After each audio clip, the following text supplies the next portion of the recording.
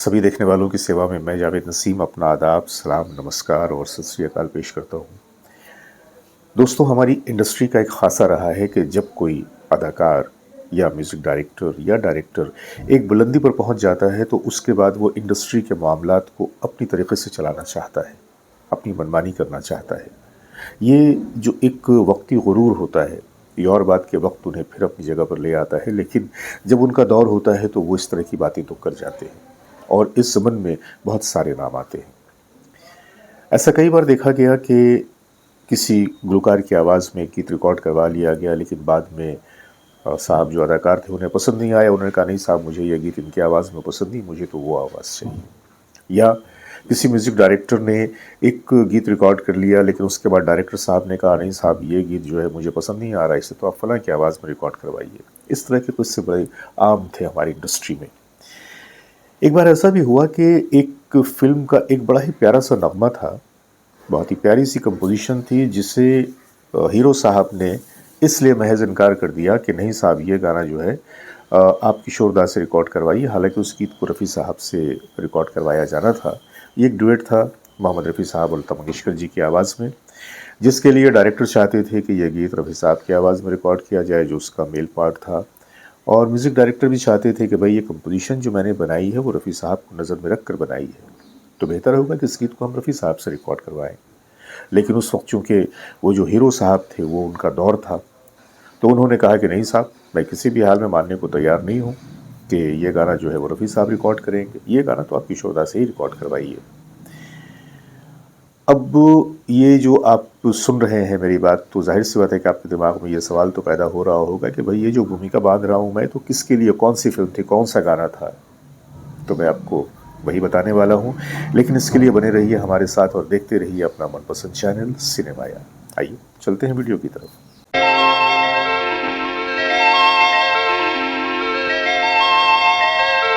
दोस्तों, मैं जो कहानी आज आपको बताने जा रहा हूँ, ये बात है सन 1974 की।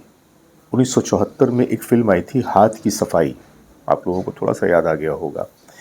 हाथ की सफाई एक एंटरटेनमेंट भरी फ़िल्म थी, जिसे प्रकाश मेहरा ने डायरेक्ट किया था और जिसके संगीतकार थे कल्याण जी आनंद जी।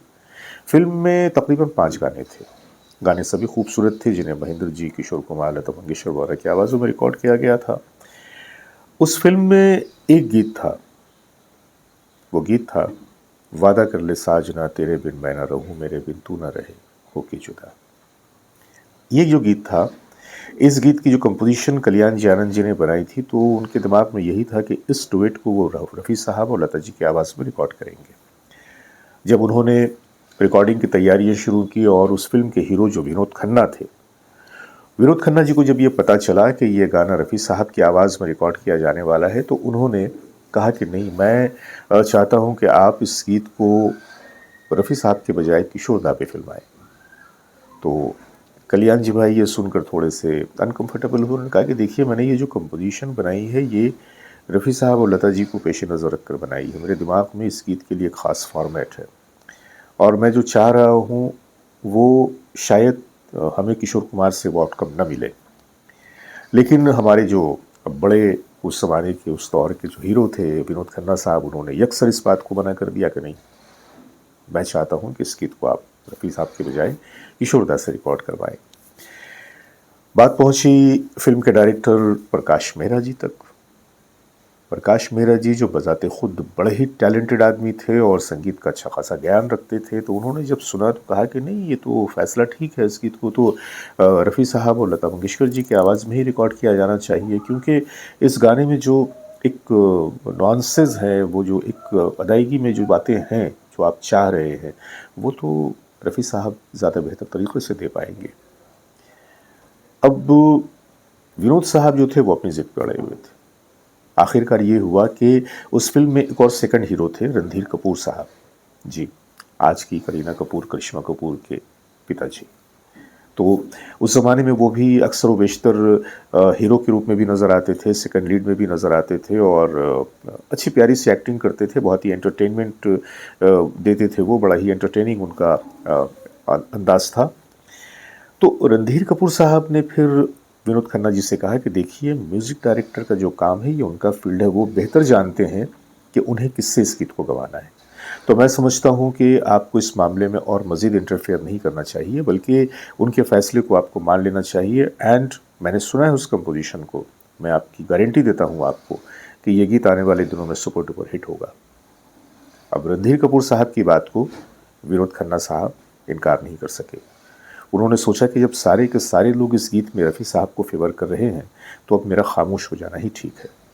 और फिर उसके बाद विनोद खन्ना जी ने अपनी इस बात पर रजामंदी का इजहार कर दिया कि हाँ ठीक है, इस गीत को आप रफ़ी साहब से रिकॉर्ड करवाइए। गीत की रिकॉर्डिंग हुई।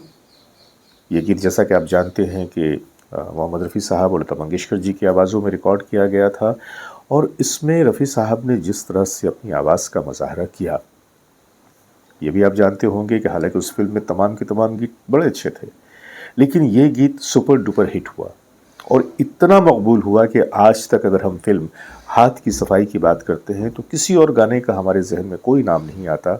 सबसे पहले जो नाम आता है, वादा कर ले साजना तेरे बिन मैं ना रहूं मेरे बिन तू ना रहे। और ये कमाल सिर्फ रफ़ी साहब की आवाज़ की वजह से मुमकिन हुआ। मैं नहीं कहता कि किशोर कुमार साहब अगर गाते तो ये गीत ख़राब होता, लेकिन हर शख्स का अपना एक रंग होता है, अपना एक अंदाज़ होता है, अपनी एक लिमिटेशन होती है। तो चूँकि कंपोज़र ने इस गीत को रफ़ी साहब को ज़हन में रख कर बनाया था, तो ज़ाहिर-सी बात है कि जो चीज़ वो रफ़ी साहब की आवाज़ से निकाल सकते थे, वो शायद किसी और सिंगर की आवाज़ से उन्हें वो चीज़ की प्राप्ति नहीं हो पाती। बहरकैफ़ इस तरह के किस्से बड़े आम रह चुके हैं हमारी इंडस्ट्री में और इस तरह की बातें होती रही हैं। तो जस्ट आज मैंने सिर्फ़ ये ज़िक्र आप लोगों के सामने कर दिया कि एक बार ऐसा भी हुआ कि रफ़ी साहब को न रखने के लिए कोई हीरो अड़ गया। हालाँकि आपको याद होगा कि 1967 में जब पालकी आई थी, तो पालकी में राजेंद्र कुमार इस बात के लिए अड़ गए थे कि भई इस गीत को तो हर हाल में रफ़ी साहब ही गाएँगे। ऐसा भी हुआ। ऐसा भी हुआ कि दूसरे गुलकारों की आवाज़ों में गाने को रिकॉर्ड करने के बाद फिर उस गीत को रफ़ी साहब से रिकॉर्ड करवाया गया। ऐसा भी हुआ। तो बहरहाल इंडस्ट्री चलती रहती है, इंडस्ट्री की बातें चलती रहती हैं और उसी तरह से हमारी और आपकी बातें भी चलती रहेंगी। तो बस आज के लिए इतना ही। अब अपने दोस्त जावेद नसीम को इजाज़त दीजिए और आइए उस छोटे से गीत की हल्की सी झलक मैं आपको पेश कर रहा हूँ।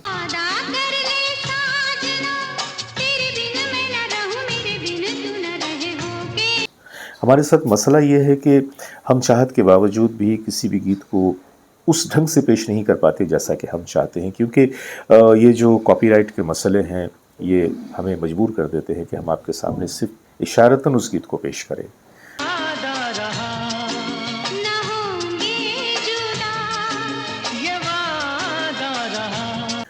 इन तमाम गीतों को अगर आप जब भी देखना चाहें, जिनकी मैं झलक पेश करता हूँ अपने वीडियोस में, आप यूट्यूब पे जाके उसे पूरे का पूरा सुन सकते हैं। तो बस अपने दोस्त जावेद नसीम को इजाज़त दीजिए, बहुत सारी मोहब्बतों के साथ। नमस्कार।